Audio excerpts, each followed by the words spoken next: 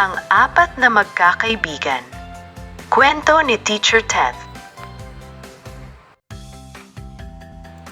Isang araw, masayang pumasok sa paaralan sina Ella, Ben, Nia at Carlo. Magkakaibigan sila at magkakaiba rin ang kanilang kakayahan. Sabi ng kanilang guro na si Teacher Ted. Lahat tayo ay may iba't ibang parte ng katawan. Kahit magkakaiba man, lahat tayo ay mahalaga. Ginamit ni Ella ang kaniyang mata upang makita ang aklat at ang kanyang kamay upang gumuhit ng makulay na bulaklak. Si Ben naman ay nakinig gamit ang kanyang tenga at masayang umawit gamit ang kanyang bibig.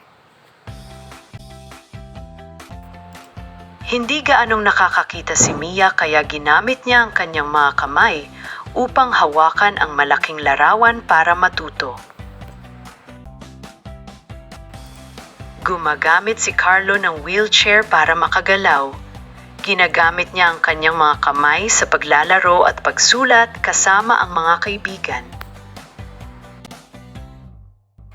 Sa loob ng ating katawan ay may utak para mag-isip, puso para tumibok, baga para huminga at sikmura para sa pagkain. Tandaan mga bata, magkakaiba man tayo, lahat tayo ay maaaring matuto, maglaro at magtagumpay kapag tayo ay nagmamahalan at nagrerespetuhan. At dito nagtatapos ang ating kwento. Narito ang ilang mga katanungan para sa inyo.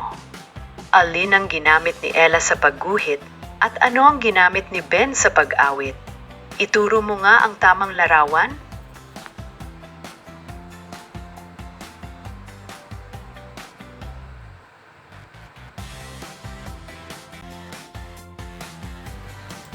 Nasaan ang ating utak at puso? Hanapin at ituro ang larawan.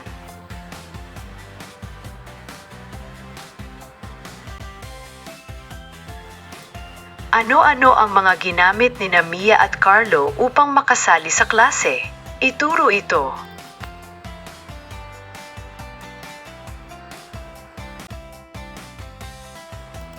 Bakit magkaiba ang paraan ng pagkatuto ni Mia at Carlo? Saan sila magkatulad?